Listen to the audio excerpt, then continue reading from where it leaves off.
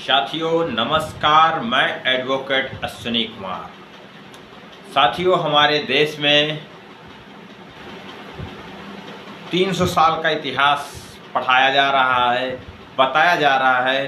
सरकार जो है, सरकार का काम है, जो वर्तमान सरकार है, केंद्र की हो या राज्य की हो, उत्तर प्रदेश की, वह कब्रिस्तान के अंदर तो कहीं मस्जिद के अंदर मंदिर ढूंढ रहे हैं और यह बता रहे हैं कि 300 साल का पुराना इतिहास, 500 साल का इतिहास पुराना बताने की कोशिश की जा रही। तो मैं आज साथियों,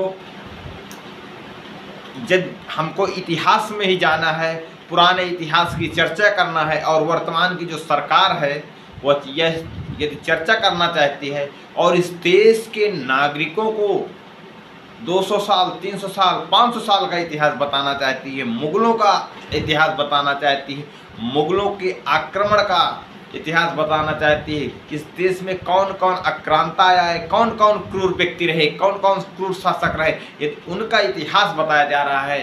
तो मैं जहाँ तक समझता हूँ कि यदि 300 साल का पुराना इतिहास बताने की कोशिश की जा रही है तो यह भी अधूरा इतिहास है। मैं भारत सरकार से, इस संघ की विचारधारा के व्यक्ति से कहना चाहूँगा, जो इस देश में सोशल मीडिया के अंधभक्त लोग हैं, सोशल मीडिया, व्हाट्सएप ग्रुप के यूनिवर्सिटी के पढ़े हुए जो विद्वान लोग हैं, उनसे यह कहना चाहूँगा कि यदि आप 300 साल पुराना इतिहास बताते हैं तो 3000 साल का पुराना इतिहास भी बताया जाना चाहिए इस देश के अंदर। यदि यह बताया जाता है, यह बताने की कोशिश की जा रही है कि मस्जिद और कब्रिस्तान के अंदर मंदिर है, मुगल आए, बाबर आए, आक्रांता थे ये, इन लोगों ने इस देश के मंदिर को तोड़ करके मस्जिद का निर्माण किया। इस देश में उन्होंने बहुत ही अतिक्रमण किया, शोषण किया। बात ठीक है, अच्छी बात है, यह आपका इतिहास है, लेकिन इतिहास में यह भी बताया जाना चाहिए कि इस देश में मुगलों से पहले कौन आक्रांता आए। आखिर इतिहास में जो यह बताया जाता है कि इस देश में आर्य विदेशी थे, आर्य आए, आर्यों ने सिंधु घाटी सभ्यता को नष्ट किया। तो इस देश के हुक्मरानों से अनुरोध है कि इस देश के उन लोगों को यह बताया जाए कि इस देश में आर्य कौन है, आखिर आर्यों ने क्यों ऐसा काम किया। दूसरी बात, यदि मुगलों ने इस देश में शोषण किया तो जो समाज की वर्ण व्यवस्था थी, इस देश में शूद्रों की महिलाओं का शुद्धिकरण होता था। आखिर यह कौन लोग थे जो महिलाओं का शुद्धिकरण करते थे, शूद्रों की महिलाओं का शुद्धिकरण करते थे? आखिर वह कौन लोग थे इस देश के अंदर जो शूद्रों के गले में हाड़ी, कमर में झाड़ू बांधते थे, गले में घंटी बांधते थे?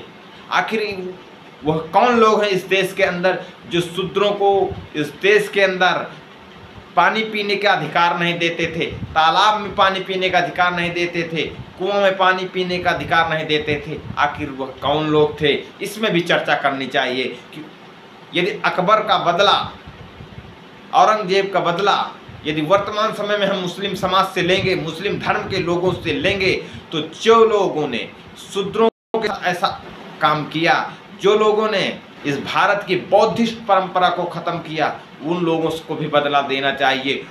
यदि न्याय है, अन्याय हुआ है इस देश के हिंदुओं के साथ, तो इस देश के बुद्धिस्ट लोगों के साथ हुआ है, तथागत गौतम बुद्ध के मानने वालों लोगों के साथ जो अन्याय हुआ है, उनका भी कौन इतिहास बताएगा, उनको कौन न्याय दिलाएगा?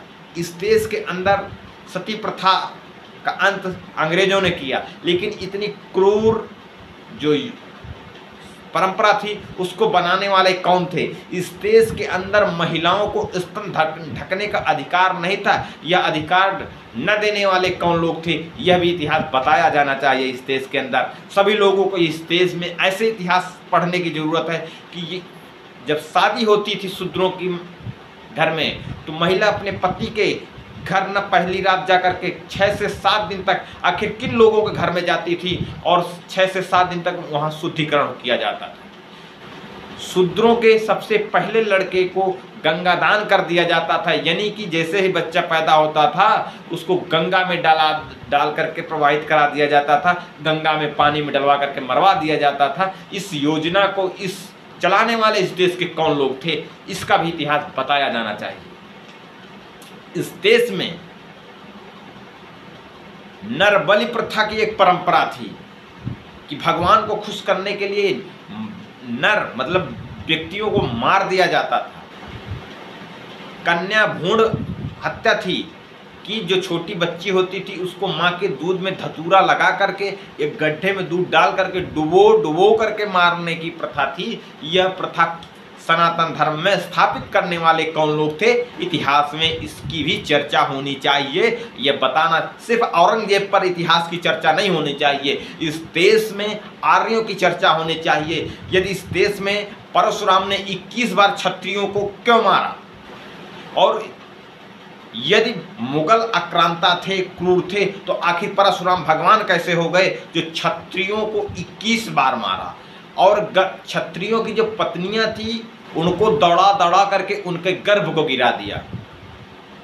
यह भी अन्याय हुआ है, इसमें भी चर्चा होनी चाहिए, इसमें भी न्याय मिलना चाहिए। अधूरा इतिहास बताने का क्या मतलब है? अगर हमको पुराना इतिहास ही बताना है इस देश के लोगों को, तो यह जरूर बताना चाहिए कि पुराने इतिहास में कौन किसका कितना शोषण किया है। आखिर शूद्रों को इस देश में शिक्षा का अधिकार नहीं था, पढ़ने कौन नहीं देता था, यह भी इतिहास में बताया जाना चाहिए। सिर्फ इस देश में मुगल, तुर्की, अरबी नहीं आए आक्रांता, उसके पहले भी इस देश के अंदर ऐसे आक्रांता आए जो इस देश में वो जो शूद्र समाज था, जिसको समाज को वर्ण व्यवस्था में बांटा और शूद्रों के ऊपर सबसे ज्यादा शोषण करने का काम किया, वह कौन लोग थे, इसमें चर्चा होनी चाहिए। मैं साथियों अनुरोध करूंगा, अपील करूंगा, इस वीडियो को अधिक से अधिक शेयर करके उन लोगों से पूछना चाहिए और पूछा जाए कि यदि मुगलों से हम लोग बदला लेना चाहते हैं तो उन लोगों से भी बदला लिया जाना चाहिए जो शूद्रों के साथ उत्पीड़न किया, मंदिरों के अंदर जाने नहीं दिया जाता था और अब भी मंदिरों के अंदर नहीं जाने दिया जाता है, घोड़ी में नहीं बैठने दिया जाता है। आखिर वह लोग कौन हैं, इसमें भी चर्चा होनी चाहिए, इसका भी इतिहास बताया जाना चाहिए।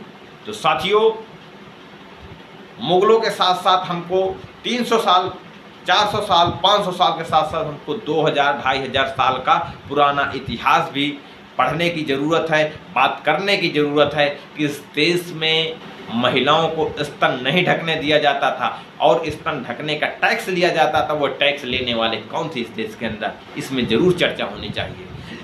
यदि कोई मंत्र उच्चारण कर दे तो उसकी जिह्वा काट ली जाती थी, वो जिह्वा काटने वाले इस देश के कौन लोग थे। यदि कोई मंत्रों का उच्चारण का कानों से सुन ले तो कच्चा कांच को पिघला करके कानों में डाल दिया जाता था, वो कानों में कांच डालने वाले कौन से लोग थे, इसमें भी चर्चा होनी चाहिए।